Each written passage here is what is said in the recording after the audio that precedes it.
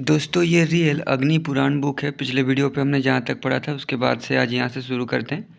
Real Ramayan Mahabharat Veda Purana Kamasutra उपनिषद ये सब book अगर आप शुरुआत से पढ़ना चाहते हैं तो इस वीडियो के नीचे चैनल के नेम या पिक्चर पे क्लिक कीजिए या फिर चैनल का नाम कुछ अलग कुछ रोचक को यूट्यूब पर सर्च कीजिए और फिर प्लेलिस्ट में जाके पढ़ सकते हैं। पुष्कर बोले, ऐश्वर्य शांति दृष्टि आयु और पुष्टि की इच्छा करने वाले तथा अभिचार कर्म करने वाले को ग्रह का यजन करना चाहिए। ग्रह ये है सूर्य चंद्र मंगल बुध बृहस्पति शुक्र शनिश्चर राहु और केतु। इन ग्रहों का निर्माण क्रमशः ताम्र स्फटिक रक्त चंदन स्वर्ण चांदी लोहा और शीशा से करना चाहिए अथवा सभी ग्रहों का निर्माण सोने से किया जा सकता है। गंध मंडलों में ग्रहों का चित्रण करके उनका यजन करना चाहिए। ग्रहों के लिए उनके वर्णों के अनुसार वस्तुओं और पुष्पों को समर्पित करना चाहिए। ग्रहों के लिए गंध कंकण और गुलगुल का धूप दान करना चाहिए। प्रत्येक देवता के लिए मंत्रों से युक्त चरु का संपादन करना चाहिए। उस समय क्रमशः जिन मंत्रों को पढ़ा जाता है वे है आकृष्णेन इमदेवा अग्निमूर्धा दिव कुकुत उद्बुद्धेश्व बृहस्पते अति यदर्य शम नो देवी कांडात तथा केतुम कृन्वत्र इत्यादि। इन ग्रहों के लिए क्रमशः अर्क प्लास खदीर अपमार्ग पीपल गुलर शमी दुबी और कुशा की समिधाएँ होती है। प्रत्येक देवता के लिए 108 अथवा 28 आहुतियाँ मधु घृत और दही से देनी चाहिए। ग्रहों के क्रम से ब्राह्मणों को भोजन कराना चाहिए जिसमें गुड़ भात खीर हविष्य मलाई दही चावल हवी पुआ मांस उड़द तथा खिचड़ी प्रयोग होना चाहिए। यथाशक्ति और यथालाभ ब्राह्मणों का विधिपूर्वक सत्कार करके ग्रहों के क्रम से ब्राह्मणों को गाय शंख बैल सोना वस्त्र अश्व कालील गाय लोहा और बकरा दक्षिणा में देना चाहिए। जो ग्रह जिसके लिए दूषित हो उसे उसी ग्रह का पूजन करना चाहिए। ब्रह्मा के द्वारा ग्रहों को ये कर दिया गया है। राजाओं के उत्थान पतन तथा संसार का अस्तित्व और अनस्तित्व ग्रहों के अधीन है, इसलिए ये ग्रह सबसे अधिक पूज्य है। अग्निदेव बोले, मनुष्य को निरंतर अपनी आत्मा का ध्यान करते रहना चाहिए। वो हृदय में दिव्यवत तथा प्रभु विष्णु रूप से विद्यमान रहा करती है। मन को बुद्धि स्मृति और इंद्रियों को अनन्य भाव से स्थिर कर लेना चाहिए। इस प्रकार ध्यान करने वाले व्यक्ति को श्राद्ध के रूप में द्रव्य दही घी यानी घृत और दूध देना चाहिए, किंतु प्रियंगु मशहूर बरताकू और कोदो देना चाहिए। यदि पर्व की संधियों में राहु के द्वारा सूर्य को ग्रस लिया जाता है तो उसे हस्ती छाया योग कहते हैं और उस समय दिया गया श्राद्ध और दान इत्यादि अक्षय होता है।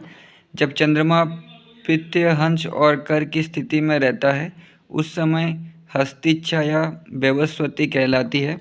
अग्निकरण विश्वदेव अग्नि में नहीं करना चाहिए। अग्नि के अभाव में ब्राह्मण के दाहिने हाथ में दक्षिणा देनी चाहिए।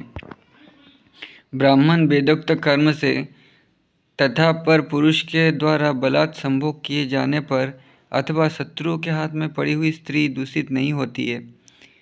मतलब कोई अगर बलात्कार करता है तो इसमें स्त्री का कोई दोष नहीं है, मतलब स्त्री दूषित नहीं होती है। इस प्रकार की दूषित स्त्री की परिशुद्ध ऋतुकाल से हो जाती है। इस संसार में अपने से भिन्न किसी को ना देखने वाला योगी आत्मा में लीन अमल तथा ब्रह्ममय कहलाता है। कुछ लोग विषम और इंद्रिय के संयोग को योग कहते हैं, किंतु अब्राह्मण के द्वारा धर्म बुद्धि से ये अधर्म समझा जाता है। अन्य आचार्य आत्मा और मन के संयोग को योग कहते हैं। क्षेत्रज्ञ मन को वृत्तिहीन तथा एकाग्र करके परमात्मा में लगा देना चाहिए, क्योंकि यही उत्तम योग है। मन आदि 5 इंद्रिय समूह से छठा आत्मा महान हुआ करता है, क्योंकि देवता दैत्य अथवा मनुष्य से उसे जीता नहीं जा सकता है। सभी बहिर्मुखी इंद्रियों को आत्मा के अभिमुख करके उन्हें मन में तथा मन को आत्मा में लीन करना चाहिए। सभी भावनाओं से विनिर्मुक्त क्षेत्रज्ञ मन को आत्मा में लीन करना चाहिए। यही ज्ञान है और यही ध्यान है। शेष सब कुछ ग्रंथ विस्तार ही है। ये आत्मा अदृश्य है, अतः इसके अस्तित्व के संबंध में कहने में विरोध प्रतीत होता है तथा वो किसी के मन को प्रभावित भी नहीं करता है। ब्रह्म स्त्री सुख के समान स्वंसवैद्य है, किंतु जिस प्रकार उस स्त्री सुख का ज्ञान कुमारी को नहीं प्राप्त हो सकता है, उसी प्रकार ब्रह्म ज्ञान भी सबको नहीं प्राप्त हो सकता है। जिस प्रकार जन्म से अंधा व्यक्ति घड़े को नहीं जानता है, उसी प्रकार अयोगी जो योगी नहीं है ब्रह्म को नहीं जानता है। संन्यस्त द्विज को देखकर सूर्य भी अपने स्थान से विचलित हो जाता है और वो मेरे मंडल का भेदन करके ब्रह्म को प्राप्त कर लेता है। उपवास, व्रत, स्नान, तीर्थ, तपस्या और उपनयन संस्कार संपन्न किए जाने पर अपना फल प्रदान करते हैं। एकाक्षर ओम परब्रह्म है, प्राणायाम परम तप है और सावित्री मंत्र से बढ़कर पवित्र करने वाला भी कुछ नहीं है। स्त्रियों का भोग पहले देवताओं के द्वारा किया जाता है, तदनंतर सोम, गंधर्व और अग्नि के द्वारा, और उसके बाद उनका भोग मनुष्य द्वारा किया जाता है, किंतु ये किसी से भी दूषित नहीं होती है। स्त्री की योनि में असवर्ण पति द्वारा गर्भाधान हो जाने पर स्त्री तब तक अशुद्ध रहती है जब तक गर्भ का प्रसव नहीं हो जाता है। तदनंतर गर्भ का प्रसव होने के बाद पुनः रजोदर्शन होने पर यानी पीरियड होने पर शुद्धि हो जाती है। ध्यान से बढ़कर पाप कर्म को शुद्ध करने वाला कुछ भी नहीं होता है। चांडालों के साथ भोजन करने पर भी मनुष्य ध्यान के द्वारा शुद्ध हो जाता है। आत्मा ध्यान करने वाला मन ध्यान विष्णुदेह और फलहारी है। अक्षय विष्णु के लिए शब्द से ही यदि पंडित्य पावनों में पवित्र हो जाता है, जो ब्राह्मण अपने नैष्ठिक धर्म से च्युत हो जाता है, उससे उसे मुक्ति दिलाने वाला कोई प्रायश्चित्त मुझे ज्ञात नहीं है जिससे वो आत्मघाती शुद्ध हो सके। जो सन्यासी स्त्री संभोग के द्वारा गर्भाधान करता है, उसे विदुर नामक चांडालों की उत्पत्ति होती है। सन्यासी के लिए ये बोला जा रहा है, इसमें कुछ भी संशय नहीं है। ये सन्यासी मरने पर 100 वर्ष तक गिद्ध, 12 वर्ष तक कुत्ता, 20 वर्ष कौवा तथा 10 वर्ष तक सूकर के रूप में रहा करता है। ऐसा इसलिए कहा जा रहा है क्योंकि सन्यासी ऐसा ना करे, ठीक है, डर बनाए रखने के लिए। तत्पश्चात वे पुष्प और फल रहित तथा कांटों से घिरे हुए वृक्षों के रूप में उत्पन्न होते हैं। ये कलयुग में ये नियम लागू नहीं होता, कलयुग के लोगों को आज़ाद बनाया गया है इसीलिए, पर कोई इस्तेमाल करना चाहे तो इनका इस्तेमाल कर सकता है नियमों का। तत्पश्चात दावाग्नि में भस्म होकर वे पर्वत की चोटी पर स्थान बनकर रह जाते हैं। उसके बाद 110 वर्ष तक उन्हें निर्जीव होकर रहना पड़ता है और 1000 वर्ष पूर्ण हो जाने पर वे ब्रह्म राक्षस हो जाते हैं। तदनंतर बंदर के रूप में उत्पन्न होने पर अथवा मूल कुल के नाश होने पर वे पुनः मनुष्य जन्म को प्राप्त करते हैं। सदैव योग का ही अभ्यास करते रहना चाहिए, क्योंकि पापों का नाश करने वाला उसके अतिरिक्त और कोई साधन है ही नहीं। पुष्कर बोले, अब मैं वेदों और स्मृतियों में कहे हुए धर्म के विषय में बतला रहा हूँ, जो कि 5 प्रकार का हुआ करता है और जिसे क्रमशः प्रत्येक वर्ण के व्यक्तियों द्वारा संपन्न होना चाहिए। ब्राह्मण, क्षत्रिय और वैश्य, इन 3 जातियों में होने वाला उपनयन संस्कार उनका वर्ण धर्म है। आश्रमों के अनुसार किए जाने वाला धर्म आश्रम धर्म कहलाता है। जैसे भिन्न पिंडादि क्रियाएं लौकिक और पारलौकिक दोनों निमित्त से जो विधि की जाती है उसे नैमित्तिक विधि कहते हैं। जैसे प्रायश्चित्त विधि आश्रम धर्म 5 प्रकार का होता है, जो कि ब्रह्मचारी, गृहस्थ, वानप्रस्थ, सन्यासी तथा राजा के लिए हुआ करता है। षाड्गुण्य के अभिधान में जिसकी प्रवृत्ति होती है उसे दिष्टार्थ कहते हैं। उसके 3 भेद होते हैं, मंत्र, यश, प्रभूति, अधिष्ठात्र है, ऐसा मनु आदि कहते हैं। इसके सिवा उभयार्थक व्यवहार, दंड धारण और तुल्यार्थ विकल्प ये भी यज्ञमूलक धर्म के अंग कहे गए हैं।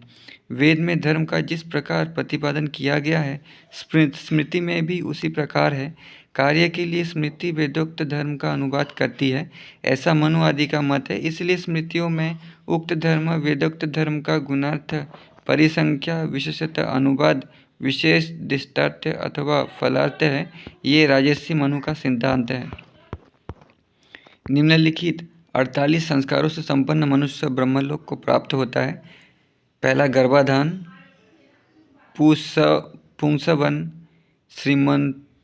श्रीमन तो उन्नयन, जातकर्म, नामकरण, अन्नप्राशन, चूड़ाकर्म, उपनयन संस्कार, वेद व्रत, वेदाध्ययन, स्नान, साधर्मिणी संयोग, विवाह, पंचयज्ञ, देवयज्ञ, पितृयज्ञ, मनुष्य यज्ञ, भूत यज्ञ और ब्रह्म यज्ञ, सातपाक यज्ञ संस्था, अष्टका सहित 3 पार्नव, श्राद्ध, श्रावणी, आग्रहायनी, चैत्री और आश्वयुजी, 7 हवियर्घ संस्था, अग्न्याध्यय, अग्निहोत्र, 10 पौर्णमास, चातुर्मास्य, आग्रहायनेष्टि, निरूर, पशुबंध और श्रोत्रामणि, 7 सोम संस्था, अग्निष्ठोम, अत्यग्निष्ठोम, उक्थ्य, षोडशी, वाजपेय, अतिरात्र और आप्तोर्याम, 8 आत्मगुण हैं, दया, क्षमा, अनसूया, अनायास,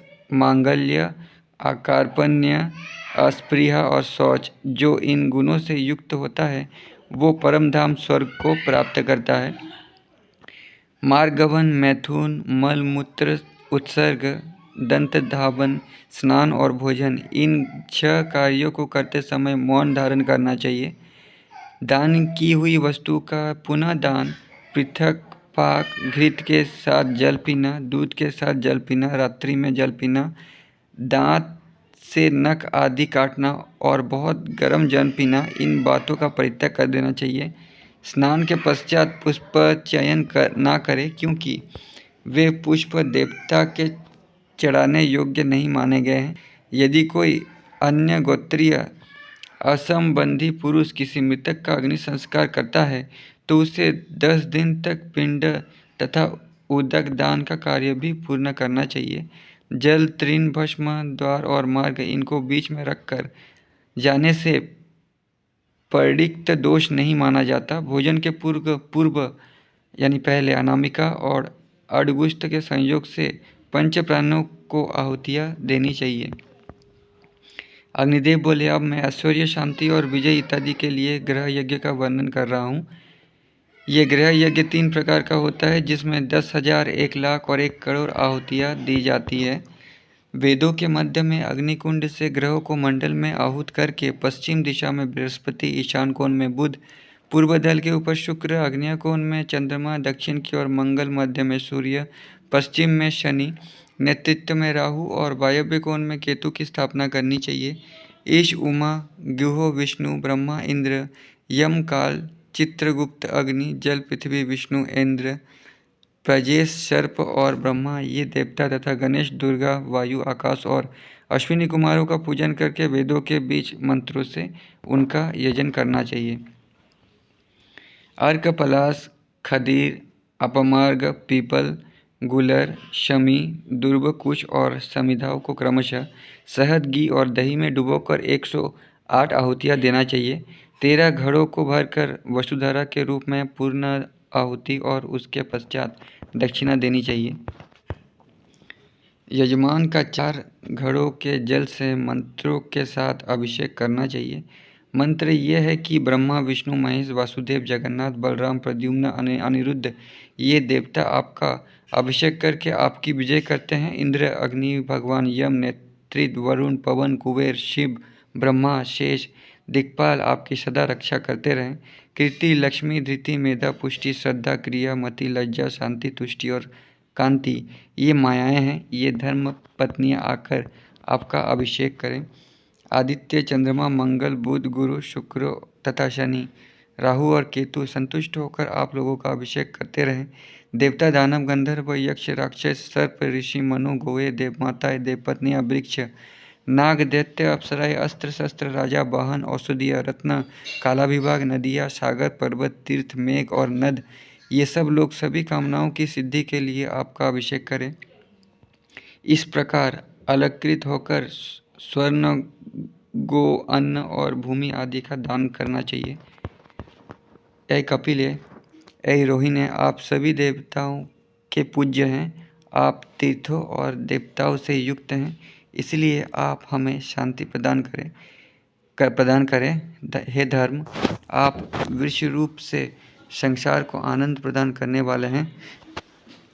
आप अष्टमूर्ति के स्थान हैं, इसलिए आप हमें शांति प्रदान कीजिए।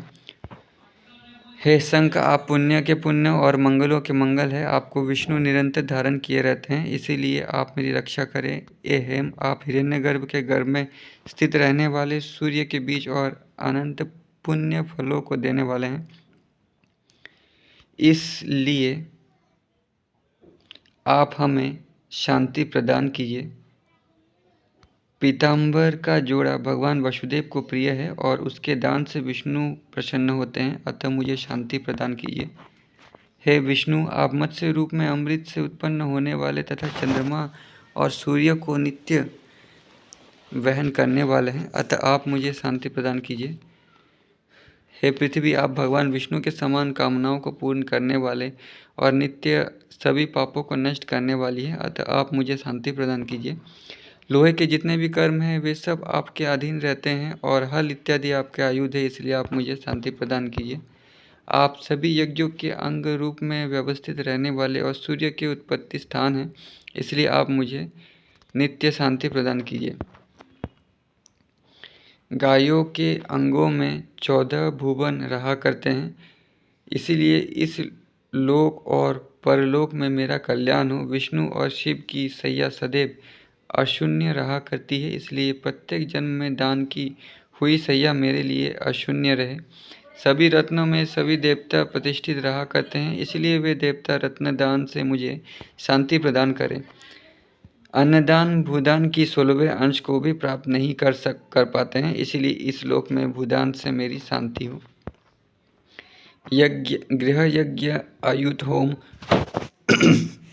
और दक्षिणाओं में, रण में विजय तथा विवाह उत्सव आदि यज्ञों में और देव प्रतिष्ठा आदि कर्मों में सफलता प्राप्त होती है। सभी कर्मों की प्राप्ति के लिए लक्ष्य और कोटि होम माने गए हैं। आयुध होम में गृहदेश स्थित मंडल में एक साथ लंबा और मेखला और योनि में युक्त कुंड का निर्माण करना चाहिए। 4 ऋत्विज होते हैं, किंतु लक्ष्य होम में स्वयं एक ऋत्विज भी रह सकता है, जो 10 गुणों से युक्त रहा करता है। इसमें 4 अथवा 2 हाथ लंबे गरुड़ की आकृति का निर्माण करके उसका यजन करना चाहिए और पूर्ववत कुंड को आमंत्रित करके लक्ष्य होम का अनुष्ठान करना चाहिए। आमंत्रण मंत्र ये है, आपका शरीर सामध्वनि का है, आप विष्णु के वाहन हैं, आप सांसारिक विषयों का अपहरण करने वाले हैं, इसलिए आप मुझे शांति प्रदान कीजिए। तदनंतर वसुंधरा तथा सैया और भूषण आदि का दान करना चाहिए। लक्ष्य होम में 18 ऋत्विज होते हैं, इससे पुत्र, अन्न, राज्य, विजय, भोग और मोक्ष की प्राप्ति होती है। दक्षिणा के द्वारा कोटि होमा शत्रुओं का नाश होता है। कोटि होम के कुंड 4 अथवा 8 हाथ का होता है, जिसमें 12, 25 या 16 ब्राह्मण रहा करते हैं। कोटि होम करने वाला सभी कामनाओं को प्राप्त करके विष्णु लोक को चला जाता है। इस होम में ग्रह मंत्र अथवा गायत्री छंद में निबंध विष्णु, अग्नि, शिव आदि वैदिक मंत्रों का प्रयोग करना चाहिए। तिल, यव, घृत और धान्य से हवन करने पर अश्वमेध इत्यादि फलों की प्राप्ति होती है। विद्वेष अथवा अविचार कर्मों में कुंड का आकार त्रिकोण के समान होता है, जिसमें बाएं हाथ से शेन की अस्थियों तथा अग्नि में युक्त समिधाओं को देकर रक्त, आभूषणों और छिटके हुए केशों को धारण करके शत्रु के अमंगल का ध्यान इस मंत्र से करना चाहिए। जो मुझसे द्वेष करता है उसका नाश हो।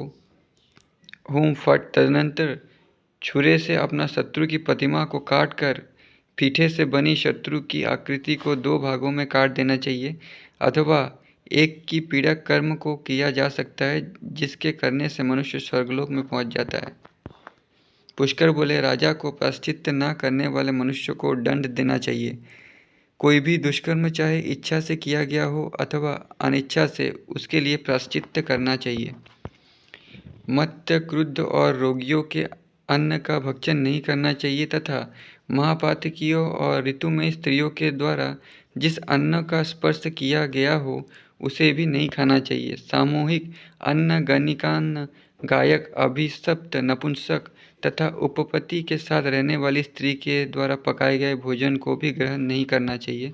इसी प्रकार धोबी, क्रूर, नंदी, छली, मिथ्या, पशवी, चोर, दंड देने वाले, भगड़ालू स्त्रियों को जीतने वाले, वेद विक्रयी, नट, जुलाहा, कृतघ्न, कुम्हार, निषाद, मिथ्या सन्यासी,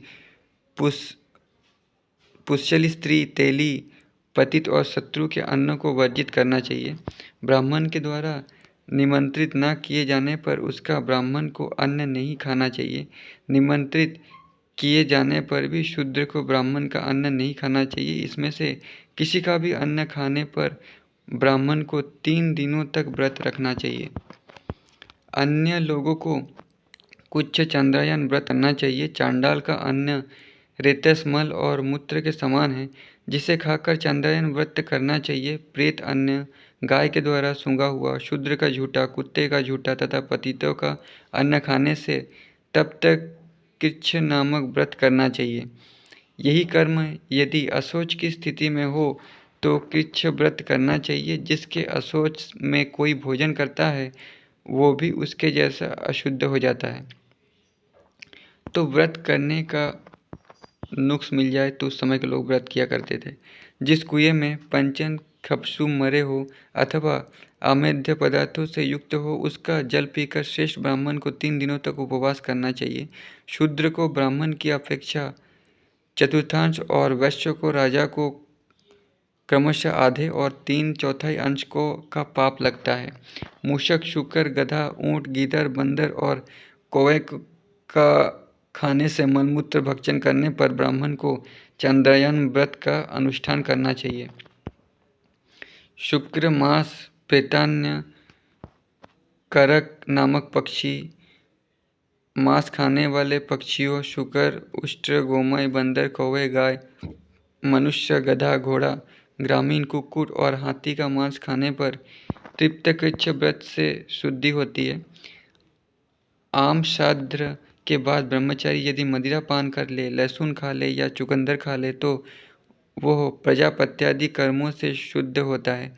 किंतु यदि उपयुक्त पशुओं का मांस जानबूझकर खा ले तो उसे चंद्रायन व्रत करना चाहिए। पेलुगव्य यानी अंडकोश का मांस, पेयूस, प्रसूता गौ आदि का 7 दिनों के अंदर का दूध, श्लेष्मातक मिट्टी, दूषित खिचड़ी, लस्सी, खीर, पुआ, पूरी, संस्कार रहित मांस, देवान्न और हवी खाने पर चंद्रायन व्रत करें। गाय, भैंस और बकरी का दूध छोड़कर अन्य पशु का दूध नहीं पीना चाहिए। खरगोश, स्याही, घड़ियाल, गेंडा और कछुआ ये 5 नाखूनों वाले भक्ष्य कहे गए हैं। शेष पशुओं का भक्षण वर्जित है। पटीना, रोहू और सिंगी मछलियों को खाना चाहिए। अग्निहोत्री को कोई ऐसा पदार्थ नहीं खाना चाहिए जो गेहूं, जौ, जमे हुए दूध अथवा बच से बना हो। इसी प्रकार ऐसा पदार्थ का जिनका की चिकनापन नष्ट हो गया हो भक्षण नहीं करना चाहिए। उपयुक्त मछलियों को जानबूझकर खाने वाले अग्निहोत्री ब्राह्मण को 1 मास तक बड़बी राशन लगाकर चंद्रायन व्रत करना चाहिए। ब्रह्महत्या, मदिरापान, चोरी, गुरुपत्नी समागम करना तथा ऐसे व्यक्तियों के साथ संयोग ये 5 महापातक कहे गए हैं। असत्य, समुत्कर्ष, राजा के पास चुगली और गुरु पर मिथ्या दोषारोपण ब्रह्महत्या के समान है। ब्रह्म का परित्याग, वेद निंदा, कूटसाक्ष्य, मित्रवध, किसी निंदनीय व्यक्ति के अन्न और मक्खन को खाना सुरापान के समान है। धरोहर का अपहरण तथा मनुष्य अश्व, चांदी, पृथ्वी, वज्र और मणियों का अपहरण सोने की चोरी के समान माना जाता है। अपने से संबंध स्त्रियों, कुमारियों, अन्य जाति की स्त्रियों, मित्र स्त्री और पुत्र की स्त्री के साथ किया गया सहवास गुरुपत्नी के समान किए हुए सहवास के समान है। गोहत्या, अयोग्य को यजन करना, परस्त्रीगमन, आत्मविक्रय, गुरु, माता पिता, स्वाध्याय, अग्नि और पुत्र का परित्याग, बड़े भाई के रहते हुए छोटे भाई का विवाह, ऐसे व्यक्ति के साथ कन्या का विवाह, ऐसे व्यक्ति को यजन करना, कन्या दूषण, व्रतलोक, तालाब, आराम, स्त्रियों, पुत्र का विक्रय, भ्रातृता, बांधव त्याग, भित्याध्यापन, भित्त से अध्ययन अथवा दान लेना, अविक्रय वस्तु को बेचना, सुवर्ण आदि की खान का काम करना, विशाल यंत्र चलाना, औषधि का विनाश, स्त्रियों के ऊपर जीवन निर्वाह, अपने कार्य का उल्लंघन, ये सभी जाति से च्युत कराने वाली क्रियाएं हैं। ईंधन के लिए हरे वृक्ष को काटना, स्त्रियों का ग्रहण, स्त्री निंदकों के साथ समागम, केवल अपने स्वार्थ के लिए किसी कार्य को करना, नित्य अन्न का ग्रहण करना, अनाहिताग्नि होना, चोरी, संतप्त करना, असत शास्त्र का अध्ययन, दुश्शीलता, व्यसन क्रिया, धान्य, धातु और पशु की चोरी, मद्यपान करने वाली स्त्रियों के साथ समागम, स्त्री, शूद्र, वैश्य, क्षत्रिय का वध, नास्तिक्य, उपपातक, ब्राह्मण का सताना, मद्यादि का बेचना, भिक्षाटन और पुरुषों के साथ मैथुन, ये सभी जाति से च्युत कराने वाली क्रियाएं हैं। इसी प्रकार कुत्ते, गधे, ऊंट, सिंह, बकरे और भेड़ को मारना, संकीर्ण कृत्य, मछली, सर्प और नेवले का मारना, निंदितों से धान्य का ग्रहण करना, वाणिज्य, शूद्रों की सेवा, मिथ्या भाषण, कृमि और कीटों की हत्या, मद्यपान के समान भोजन करना, फल, ईंधन, पुष्पों को चुराना, अधीरता और मलिनता भी अपात्रीकरण के कारण है। पुष्कर बोले, अब मैं इन पापों का प्रायश्चित्त बतला रहा हूँ। ब्रह्म हत्या करने वाले को वन में कुटी बनाकर 12 वर्ष तक रहना चाहिए। उस व्यक्ति की आत्मशुद्धि के लिए कपाल को लेकर भिक्षा मांगनी चाहिए, अथवा अग्नि में कूद पड़ना चाहिए, अथवा उसे अश्वमेध या गोमेध यज्ञ करना चाहिए और किसी एक वेद का जप करते हुए 100 योजन अपने घर से दूर निकल जाना चाहिए, अथवा उसे वेदविद ब्राह्मण के लिए सर्वस्व दान करना चाहिए। इन व्रतों में महापातकियों के मल का नाश हो जाता है। गोहत्या के उपपातक से युक्त व्यक्ति को 1 माह तक यज्ञ के जल का पान करना चाहिए और उसे गोचर्म को धारण करके गौशाला में निवास करना चाहिए। चतुर्थ काल में उसे थोड़ा सा भोजन करना चाहिए जिसमें ना तो खार हो ना लवण। उसे 2 माह तक इंद्रियों को वश में करके गौमूत्र से स्नान करना चाहिए। उसे दिन में गायों के पीछे चलकर उनके द्वारा उड़ाई गई धूलि का सेवन करना चाहिए। तदनंतर व्रत समाप्त होने पर उसे 11 बैल और इतनी ही गायों का दान करना चाहिए। यदि इतना ना कर सके तो उसके पास जो कुछ भी हो उसे ही वेद विद्य ब्राह्मणों को दान करना चाहिए। यदि जिस गाय की हत्या की गई है वो गौशाला में बांधी हो तो उपयुक्त व्रत के चतुर्थांश का आचरण करना चाहिए। जब अपने खूंटे में बंधी हुई गाय की हत्या हो जाए तो उपयुक्त व्रत के अर्धांश का आचरण करना चाहिए। जहाँ जूते हुए बैल की हत्या हो वहाँ 3/4 व्रत करना चाहिए और साधारण रूप से उसकी हत्या करने में संपूर्ण व्रत का अनुष्ठान करना चाहिए, वरना दुर्ग, विषम स्थानों तथा विपत्ति में पड़े हुए पशुओं की हत्या होने पर व्रत के चतुर्थांश का ही अनुष्ठान करना चाहिए। यदि गाय अथवा बैल की हत्या घंटा तथा अन्य आभूषणों के कारण हो जाए तो आधे व्रत का अनुष्ठान करना चाहिए। यदि गाय या बैल की हत्या उस समय हो जाए जब उसे जोता जा रहा हो या वो अपने निश्चित स्थान की ओर ले जाया जा रहा हो तो 3/4 व्रत करना चाहिए। गाय की सींग, हड्डियों तथा दुम के टूट जाने पर तब तक जौ का जल पीते रहना चाहिए जब तक कि गाय स्वस्थ ना हो जाए। ऐसे व्यक्ति को गोमती का जप और स्मरण तथा गाय की स्तुति करनी चाहिए। यदि गाय का एक झुंड ही देवयोग से नष्ट हो जाए तो प्रत्येक गाय के लिए उपयुक्त व्रत के चतुर्थांश का अनुष्ठान करना चाहिए। किंतु यदि गाय की हत्या उस समय हो जाए जब कोई ऐसा कार्य किया जा रहा हो जिससे उसका उपकार ही होना चाहिए, तो कुछ भी प्रायश्चित्त नहीं करना पड़ता है। यही प्रायश्चित्त उन्हें भी करना चाहिए जो उपपातक हो और जिन्होंने अपनी प्रतिज्ञा को भंग किया हो। इन लोगों को अपनी शुद्धि के लिए चांद्रायन व्रत भी करना चाहिए। अपनी प्रतिज्ञा का भंग करने वाले व्यक्ति को चौराहे पर गंधर्व के द्वारा तथा पाक यज्ञ विधान में रात्रि में नैवेद्य का यजन करना चाहिए।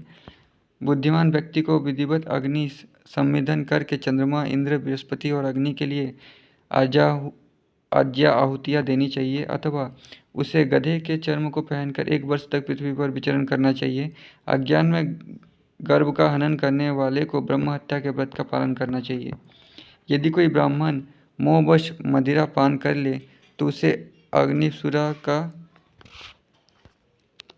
तो दोस्तों वीडियो बहुत बड़ा हो गया, आज के वीडियो पे इतना ही। यहाँ से हम लोग नेक्स्ट वीडियो पे पढ़ेंगे। तब तक के लिए धन्यवाद।